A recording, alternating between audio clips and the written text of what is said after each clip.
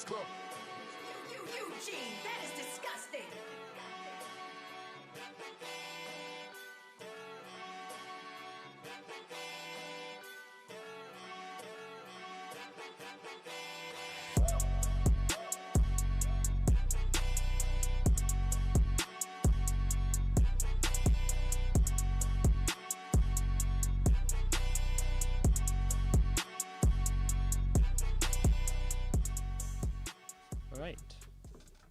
We're live. We are live.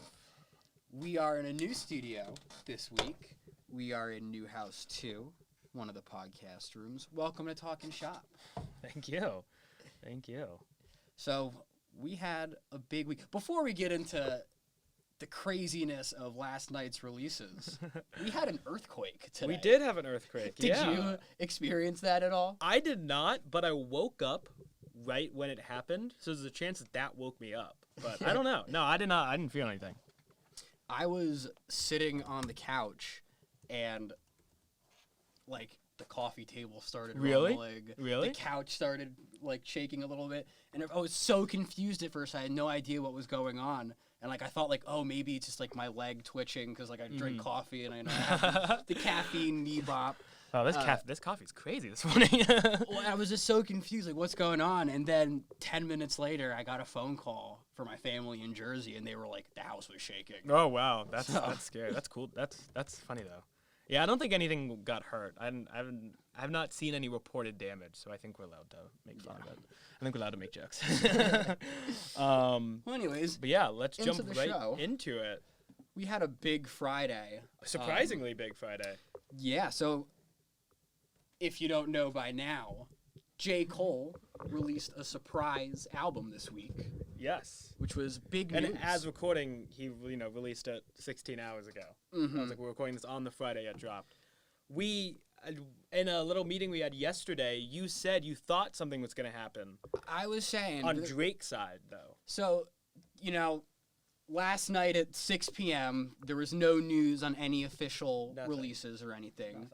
Nothing. But being 2 weeks removed from the initial Like That diss from Kendrick. From Kendrick on Metro and Future's album. Mm-hmm. We Don't Trust You. We Don't Trust You. Yeah. Which we reviewed. Check that out. But yeah, it's been 2 weeks since then. No official word. Yeah, there was nothing. And, I was thinking that 2 weeks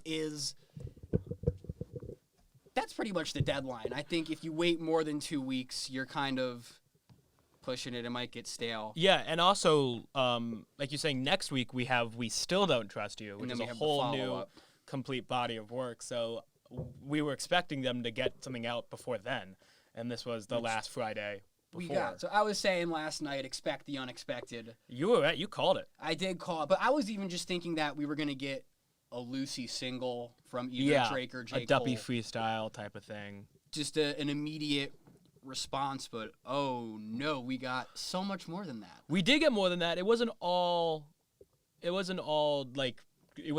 Kendrick diss. No, so it wasn't all like a future Metro Kendrick diss, but we did get 7 Minute Drill, which was the final track of the album, and that was a Kendrick diss. That was directly aimed at Mr. Lamar. The entire thing was all aimed at Mr. Lamar, K-Dot. We'll go through the album track by track, and then we can finish with our total thoughts on 7 Minute Drill. Totally. But just jumping into it, Pricey, which was the first song, I really liked that song. I thought it was a cool, to me it was like an Eminem type beat. It was like a little wavy. It was just that, hard-hitting drums, almost ambient, chords and sounds throughout. It was like a dark vibe. Mm-hmm. Totally. And I like J. Cole on that sound. Yes. And I think he's been exploring it more and more over the past few years, and I think it was a great, tone. When I first heard it, I thought that was going to be like the Kendrick diss because of how kind of dark the vibe was. I thought he was about to just jump out and just start rapping heavy, which he did start rapping heavy. Oh my goodness. It was bar after bar. Yeah, it was bar after bar. It wasn't nothing was pointed, it seemed. At Kendrick at least, but it was just, obviously there were shots thrown at the nobody, as rappers always do. Very the competitive spirit of I'm the best rapper kind of. Yeah, totally. What did you think about it? I thought it was interesting. I thought that the Gucci Mane outro was very interesting. It was almost like a spoken word poem of sorts. Not really what you're expecting from Gucci Mane. No, not at all. When I saw, because the features were listed, I saw it was Gucci Mane feature. I thought we were going to get some crazy J. Cole and Gucci Mane combo. But no, it was him at the end just doing like a little spoken word, almost like introduction to the album, which was cool. I thought it was great. Yep, the final line on that, spoken word introduction is "might delete later." Yeah, which was the title. I didn't get totally that title, "might delete later." I know he's done some of the like lead up to that album was him dropping like the vlogs called "might delete later." For a little context, leading up into this album, for about a month, J. Cole has been releasing a few freestyle snippets on this Instagram account called "might delete later." Yeah. Now, personally, I thought that these were going to be snippets from the Fall Off, and the "might delete later" was just like, oh, I'm toying with this, little idea here, and then I'm gonna scale it back for the big release of the Fall Off. But he teased us with a few tracks that ended up on this project, which I thought was interesting. The second track, "Crocodile Tears," we heard on the Instagram account. Did you? Yes, I really liked this one. I thought it was really cool with how the beat was building throughout the entire thing. It just built with a lot of intensity. Yeah, a lot of this album was based around intensity. There wasn't a lot of like mellow, introspective stuff in my opinion. I didn't feel a lot of that vibe. It was a lot of like I'm not throwing any pointed shots yet, but I'm throwing "I'm the best rapper," as J. Cole's always been kind of saying. Yeah, there's not a rapper breathing that could outlast. The Fall Off is like Hove dropping Reasonable Doubt last. So, I mean, that's a good line in general, but he's already crazy line. What I really like about that, he's already setting up his next, step. Yeah, and throughout this entire album, he was always talking about how like the Fall Off is still on its way. This seemed to be more of like not an impromptu, but this is more of a recent idea, the "might delete later" thing. And the Fall Off, and then also The Boy. I mean, we'll get into that later because a lot of the tracks bring it up. But supposedly they seem to be on the way still, or real. I mean, the Fall Off is definitely real. It's a Boy was something teased on J. Cole's Instagram years back. Yeah, and he Fall never Off said era. It's a Boy specifically, like that album, but he's always talked about two. He had a couple lines at the end talking about two albums.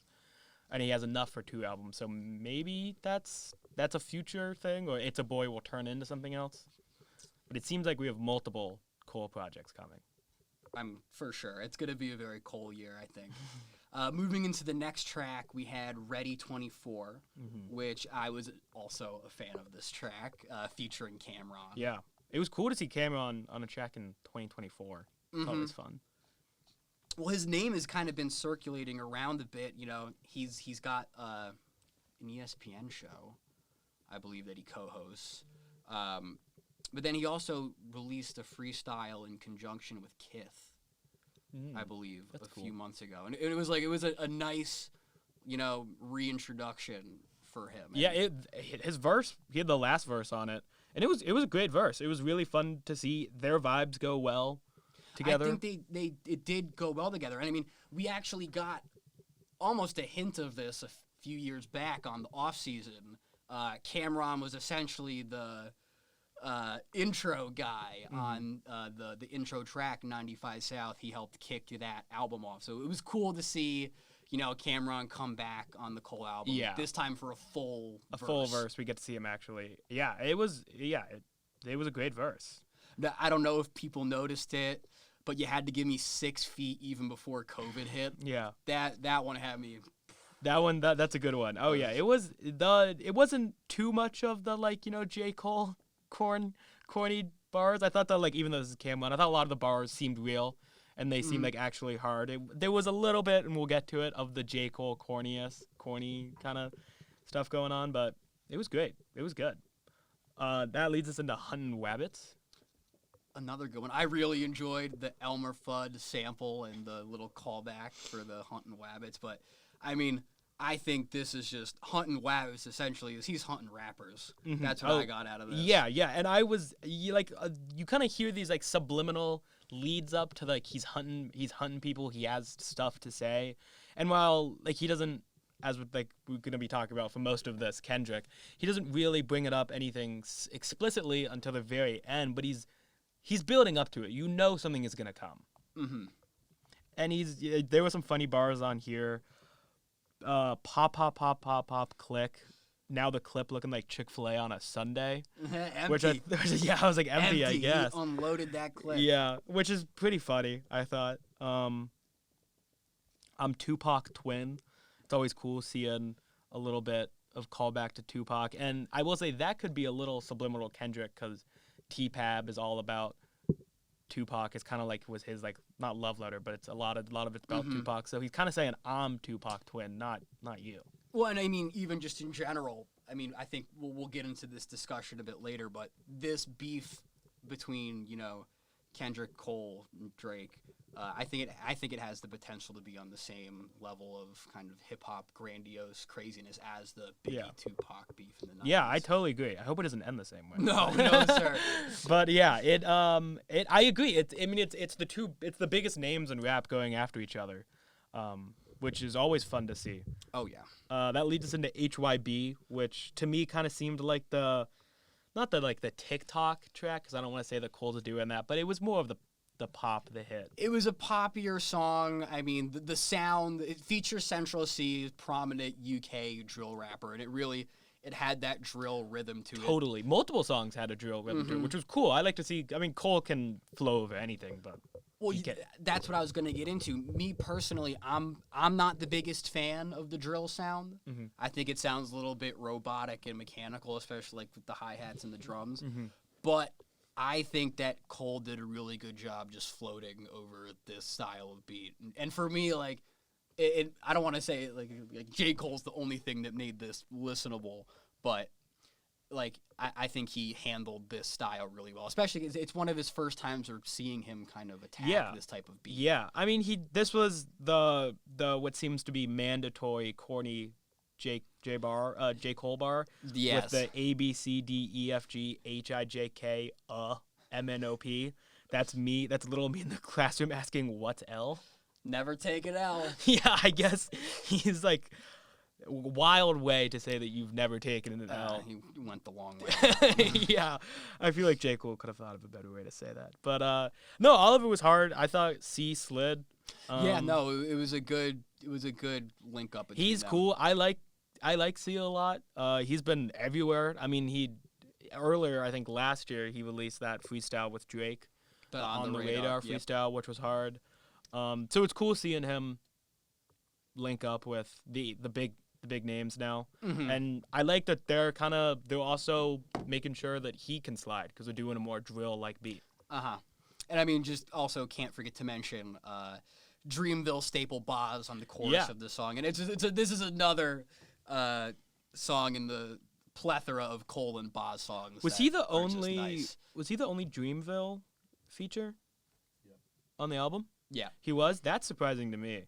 I feel like I would have loved to see more, which kind of leads me to something that I was thinking about all the time, like throughout all of this, was like, when was a lot of this conceptualized? Like, when was this all created as an idea, this album? I think it's been cooking just since the beginning of the year. You think? Personally. We know that he probably had it almost done, or the idea of it done, by the time he was releasing those vlogs, because they were called Might Delete Later.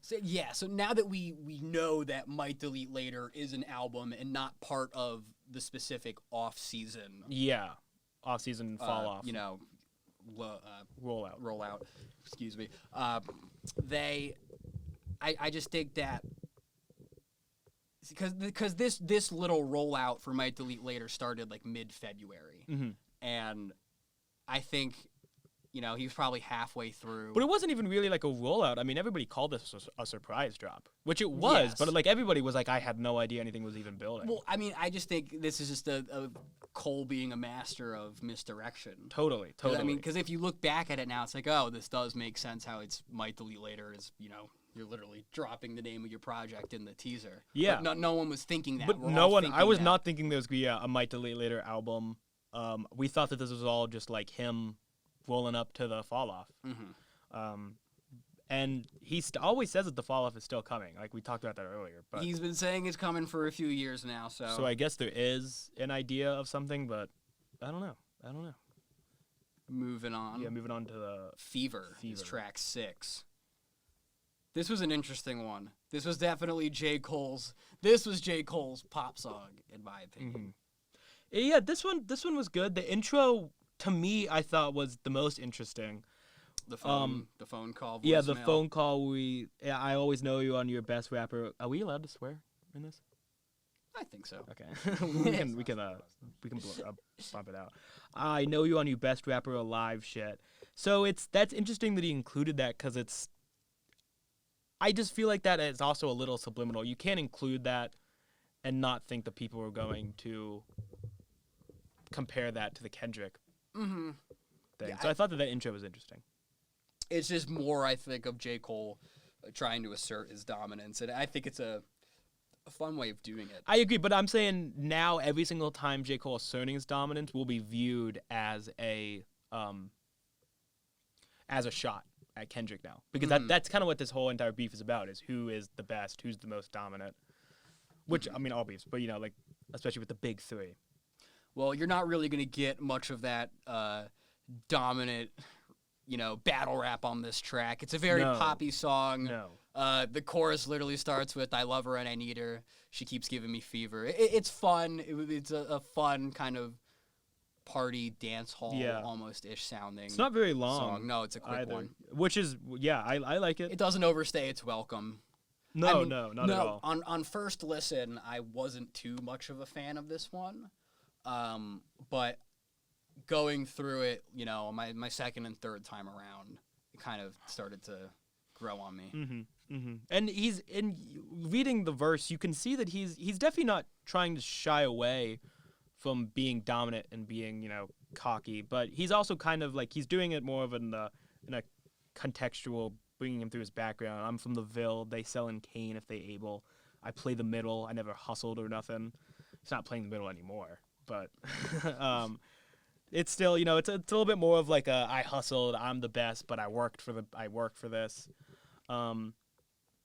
That leads us into unless you do have anything more. No, well, Sticks and Stones. I like this song a lot. I'm a huge Alchemist fan. Yeah, and we got to see both Alchemist and Conductor. We kind of saw a lot of the sample heavy, fun producers. They're going on a run this year. That has to be, I think, looked at the most. Sure. The run that they're on. They've been on a run, I think, for the past couple years. But we got cool boom bap drums, a nice guitar sample and vibe in the background, and it's interesting because like the intro of the song, it's like asking the audience like, are you ready to party tonight? Yeah, and then it's a lot of more like battle raps, which for me that's my vibe. I was a fan, but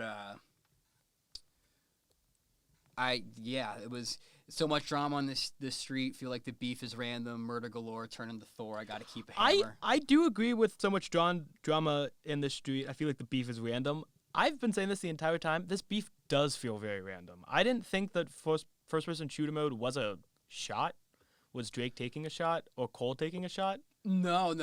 I mean, just in general with the Kendrick beef, I do agree on that randomness. It did come up a little, which makes me think. I'm not saying that it's fake or anything, because I don't think that they would fake beef. There'd be no reason for them to.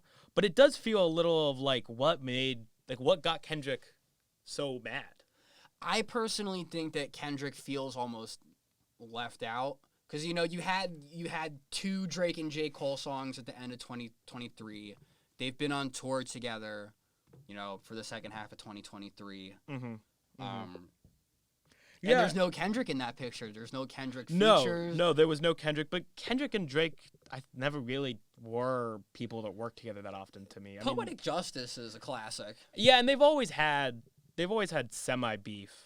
Like I've always remember them having kind of beef going on. But I do agree that the beef does feel a little random. Yeah, so I think because they're on first person shooter, there's no any mention of saying like, hey, screw you, Kendrick. If anything, I was kind of getting the opposite because J. Cole said like there's no one else. It's Kendrick, Aubrey, and me. We're the big three. If anything, that's inclusive and giving people props. But I guess Kendrick took it some other way.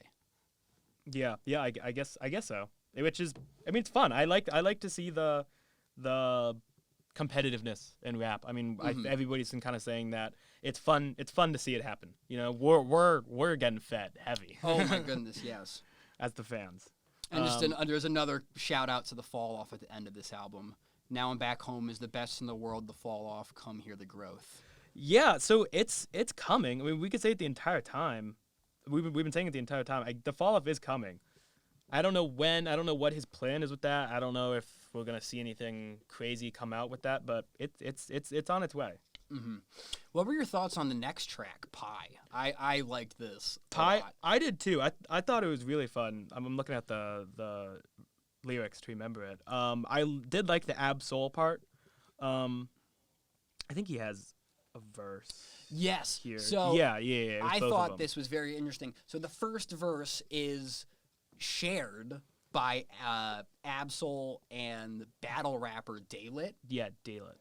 Which was very interesting. They were going back and forth trading bars, which isn't something that you see in a lot of today's kind of popular hip-hop. No, which is sad because I love the trading bars. It's so when fun. rappers feed off of each other, it's very cool. It reminded me of Scrape the Bowl a bit with Benny and Boldy James, just going back and forth, finishing rhymes, finishing punchlines. There's a lot of that in the first verse. Totally. And just, as a rap fan, it's really cool. And especially, if you, there's these competitive battle rap leagues, and this verse sounded like something you would hear on, TV, too. It seems like we're going back to, the golden era of rap almost. We're getting the big members beefing. We're getting bars on bars, trading bars on popular rap music. It's getting fun to see. I hope 2024 might be a good year for rap.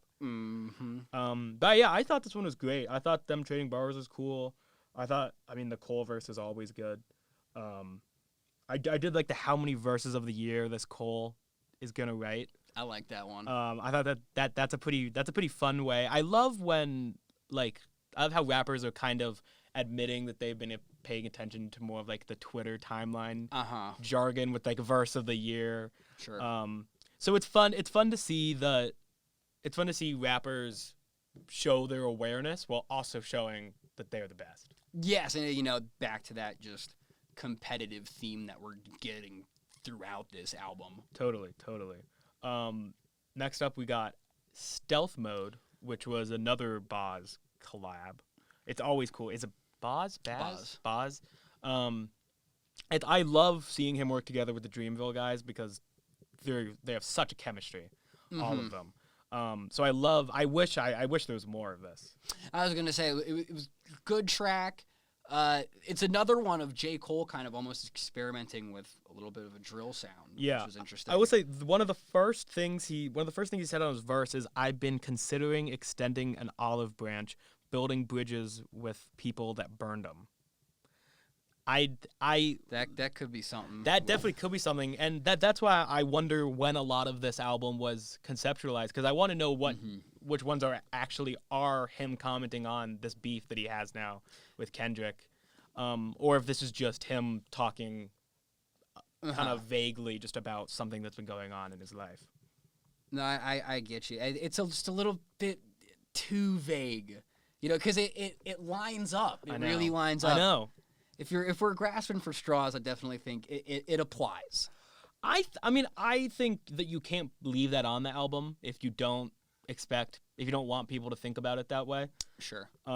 Especially in this type of situation where everybody like is going to do what we're doing, going line for line, almost looking to see when he's commented on any sort of beef. Mm-hmm. So I have to think that it's real. The next one, 3001, was another Might Delete Later Instagram sneak peek that we got. And Yeah, this one, oof, I like Mike Will made it on the beat. Yeah. I mean, And it was just one verse, too? one verse, just, it was a grimy, hard-hitting beat. Totally. A lot of these beats were very good.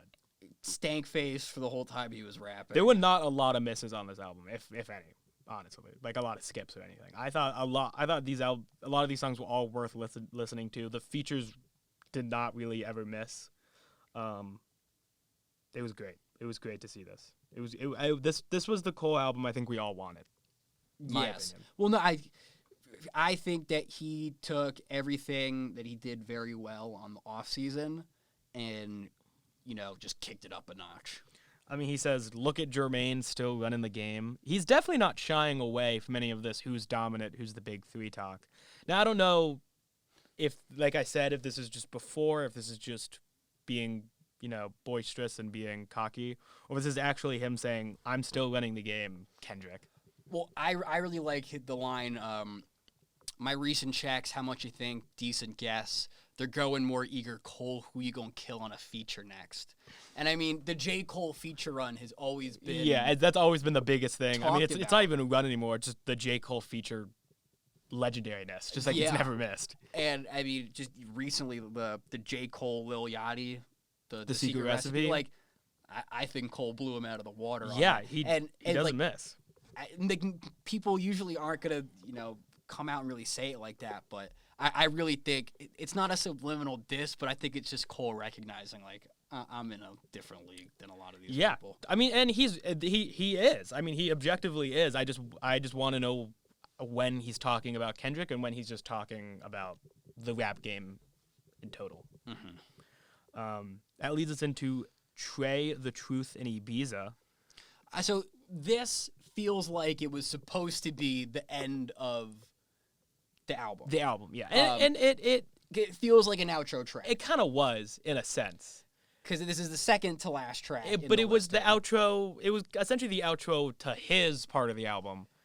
And then he ends it off with, now I'm obliged to do this. Yes. So, but we'll get into Trade the Truth in Ibiza. I like this song a lot. It was a chill vibe. To me, this song just sounded like, I'm sitting on a balcony with a red Solo cup somewhere, tropical, looking at a sunset on a beach. That's what this beat brought to me. Mm-hmm. I mean, it probably was in Ibiza. Yeah. Yeah. No, it was... Yeah, I had Trey the Truth in Ibiza lit. I like the I can't do edibles, my head is spinning too much. Yeah. Just a funny bar. Just a funny, corny J. Cole bar. Yeah, I'm just reading through. I mean, we have another fall off mention here. Mm-hmm. No, and then Trey the Truth mentions it again in the outro from the come up to the fall off. Mm-hmm. I mean, we know this, but like it's coming. It's coming. I guess it's coming at some point. I wonder if that's this year. I have to imagine it's going to be. Yeah, honestly, I don't think you could keep pushing it off years. No. Yeah, I mean, this has been talking about since KOD, and that's 2018. Mm-hmm. Yeah, it's coming. It has to come. All right, so then moving into the last song on the album, we 7-minute drill. 7-minute drill. And this is the song that really, I think, has everyone talking. This is the song. This is the Kendrick diss. And I mean, this is the Kendrick diss. There's no debate in that. Before we start breaking it down with the bars a little bit, what were your just thoughts in general? I thought this was the perfect response in a way, because in Kendrick's, poking the bear on like that, it wasn't anything too major. He's just saying, I'm coming, so you better, come back, which he did. And the biggest thing he said is it's not big three, I'm just big me. Yeah, I think I would have liked to see maybe a bit more of a pointed response. And I mean, I'll get into that, especially in the second verse. I thought it came up a lot don't think it came up short as much as it was just kind of like you're not really responding to him. No, there weren't any necessarily direct responses. To like that, but That's I fine. think we can just. I think that this was a good poke the bear back response because it didn't blow Kendrick out of the water. It's definitely going to get Kendrick's attention. Yes, so I think Kendrick's probably still had the better diss or verse. I don't know. I thought they were pretty equal personally. We can go through it. He starts off just by kind of he starts off pretty quickly. He said, "Your first shit was classic. Your last shit was tragic. Your second shit put people to sleep, but they gassed it. Your third shit was massive, and that was your prime. I was trailing right behind, and now I just hit mine." People have been talking about this 4-bar set here, and I just want to know, like, what is the order that he's talking about? I think he's saying, if he's talking about your second album, Put People to Sleep, I think he's talking about To Pimp a Butterfly. So we're starting, the first classic is he's saying your first Good one was Kid. a classic, Good Kid, Mad City. I agree, that is a classic. Your second shit, Put People to Sleep? I have never in my life heard that anyone say that T-Pab was boring or put them to sleep. Yeah, it had jazzier, more mellow beats, I guess. But I don't know. It was definitely a different brand of hip hop. But they gassed it. So is he saying that he doesn't like T-Pab? I think he's saying that he didn't like T-Pab. He thought it's boring, but everyone else is saying that it's good. Your third shit was massive. He's talking about Damn, and that was your prime. I mean, because it was the biggest. I think it was the biggest number-wise album. Damn. Yeah. And that was your prime. But it's funny how he's like. This is one of those things where it's honestly where the Machine Gun Kelly Eminem diss, like Rap Devil, where Machine Gun Kelly's like, "You're the GOAT, but I hate you." It's like you can't call him the GOAT in your diss. Like, I can see what he's trying to be like. I'll give you your cakes and candles. But to me, it was kind of weird. Like, why are you saying that T-Pab was bad, but Damn was massive? People would say it was the opposite. So it almost seems like.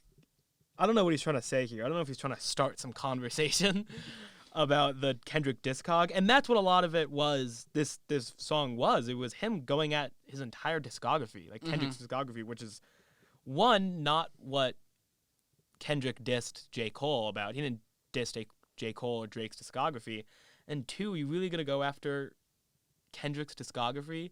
The one thing that people say that he has, like, the flawless thing. Exactly. Well, J. Cole says, like, I don't want the prestige, F the Grammys, because the Crackers never done nothing for me.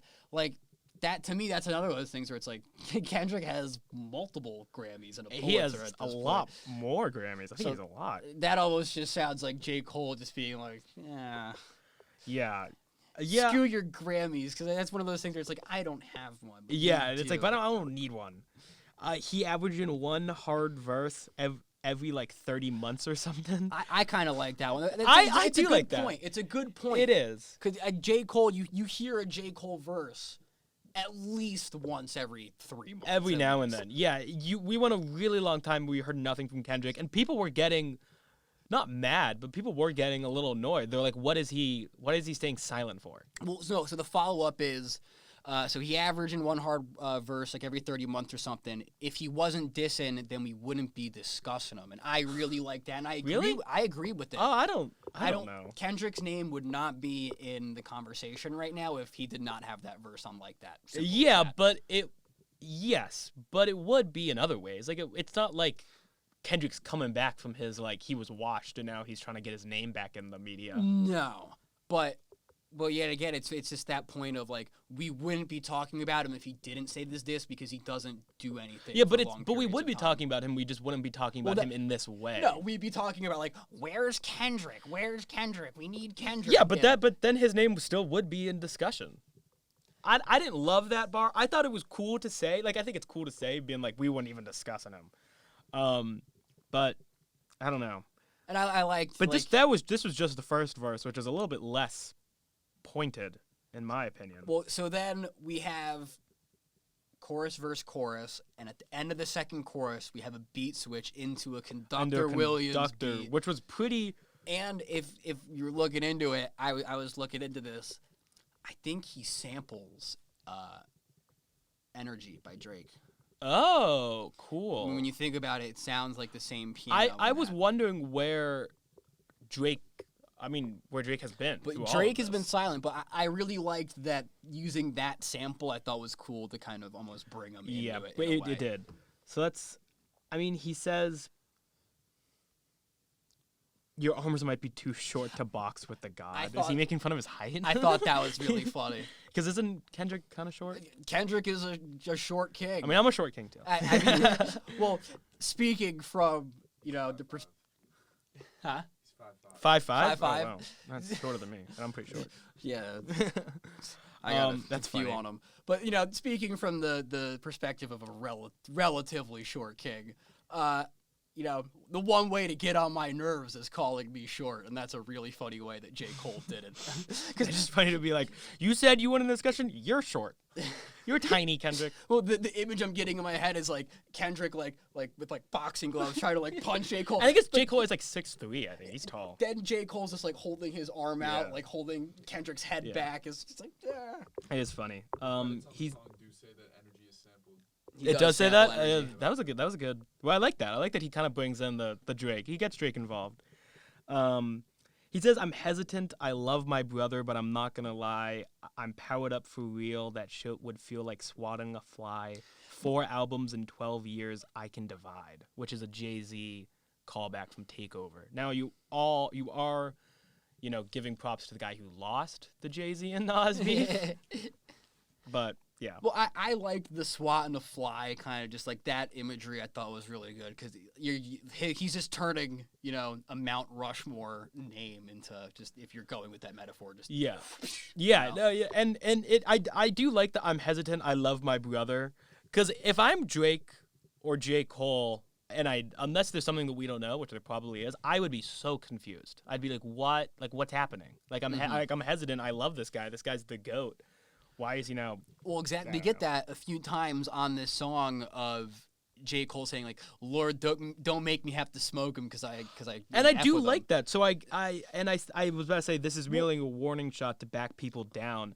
Do you think that means that this is a Drake and Pusha T thing where one of them's gonna come back with "You're hiding a son" or some really big piece of? I don't know. Well, so this goes back to what I was saying earlier. Where, it didn't feel like J. Cole was going full strength on this. No, and I appreciate that, especially with this line, "Don't make me have to." Yeah, I agree. I would have liked to see more actual, responding to Kendrick's diss. And maybe he's trying to say, like you're saying, don't make me. I know, and maybe there is some unspoken thing that we don't know about that they're not avoiding, but they're just not bringing up yet. And at the very end there, he says, "I'm fully loaded. I can drop 2 classics right now." So he's back talking into about his 2. workload and And then, haha, let me chill out, man. The fall off on the way, and that's the last line. That's on the the album. last thing we hear. So I guess there will be more. I would love to see if there's gonna be a Kendrick response, but I don't know what Kendrick's gonna say that he hasn't already said. This wasn't. To me, this wasn't a response. This was him just admitting that he saw it and he heard it. And he has stuff to say, and he says a little bit of disses about 4 albums in 12 years, but I don't know. This didn't feel like a full response. There's still more left in the tank to be spoken about. And that's what I like, because for me it has me excited for more. Definitely, it would, and that could have been on purpose. I think it has just enough in it to get Kendrick's attention, and I think Kendrick is going to come back with a strong hook, and I think that J. Cole is going to come back with a strong hook. So I think that we should be in for some back and forth between them. Yeah, I'm excited. I'm interested to see in what really is going to go down. I don't know how Kendrick is going to respond to this, because I don't know if there's much really to say other than just I'm good, you're not, and if they're just going to go back and keep saying that. Unless Kendrick knows something about Cole or Drake. And then I want to know what Drake thinks. Yeah, we've still only gotten radio silence. No, we've gotten nothing from Drake. I mean, except other Instagram captions and stuff. Instagram, but petty boy Drake. That's so Drake. Yeah, I don't know. We'll see. I mean, I hope there's more Drake. to come because it was at Drake, even though like it was at Cole too. It seemed more. It seemed more at. No, Drake. it could be. This could be a Cole and Kendrick versus. Like it could be Cole versus Kendrick, and then it's Drake versus Future. Maybe we're missing. Maybe it's like a whole Civil War battle going on right now that they're combining. But I don't know. It just I really like this album. It was a great album, but I do want more, and I think it's on the way. We want more. I think we'll get more. I mean, we'd be, stupid to not mention again that we're getting another full body of work from Metro and Future, yeah. In a week from now. And it's a whole new body of work. I have to imagine, and I said this before to you guys, if you're going to put Kendrick dissing J. Cole and Drake on your first part, maybe I have to imagine the second part has something else too. Maybe we're going to get another one. Or maybe this is just to get more streams and it's going to be bad. But I don't know. Time will tell. Time will tell. I'm excited because we've confirmed that we're getting Metro and Future again, and we've confirmed that we're getting the fall off. We're eating in 2024. We're eating so now all we just need is Drake to make April the best rap month ever. You know? I mean, it could be. I'm excited to see. Drake needs to respond. I know the last time he got into a full out beef battle with someone with Pusha T did not end well for him. So maybe he's a little scared. Yeah, maybe he's a little scared, or he's just trying to be smart and he's just like, I'm not even going to get involved. Which I guess taking the high road, not even getting involved. But J. Cole's getting involved, and J. Cole's getting you involved with the sample. So I don't know. I'm a fan of involvement. I'm a fan of competitive rap. Yeah, I want to see it. Royce da 5'9" said in an interview a couple weeks ago that J. Cole is the head of, competitive rap right now. And I think that with this album, he really lived up to that. Totally. I mean, one, you see that Drake's not because he's not even competing with it. And, Kendrick has an entire album filled with beginning with subliminals and then ending with a true pointed attack.